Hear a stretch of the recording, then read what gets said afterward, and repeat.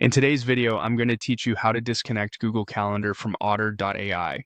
If you've linked your Google Calendar to Otter and want to stop automatic event syncing or prevent the Otter assistant from joining calendar meetings, this quick walkthrough will help you cleanly disconnect without affecting your existing notes. Start by opening a browser and heading to the Otter website. Sign in if you're prompted, and make sure you're in the correct workspace if your account has more than one. Once you're on the home screen, we'll head to the area where third-party apps are managed so you can control what's connected to your account. On the left-hand side of the screen, look for Integrations. Click it to open Otter's Integrations Hub. Depending on your layout, you might see this listed as Connected Apps under Settings, but the goal is the same. You're going to the page where Otter shows services it's linked to.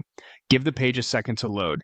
You should see tiles or a list for apps like Google, Zoom, and others. Now, find Google in that list. You'll typically see it labeled clearly, often accompanied by the Google logo, and it may show status information indicating that it's connected.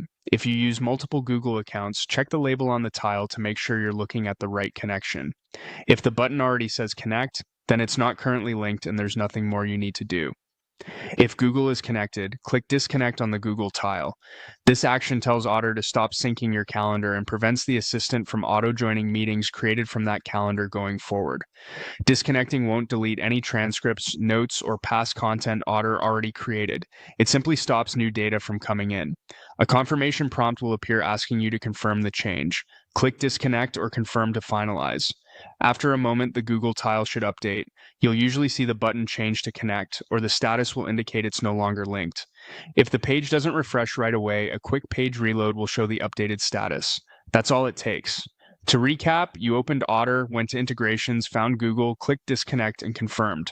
From this point on, Otter will not import new Google Calendar events or auto-join meetings from that calendar.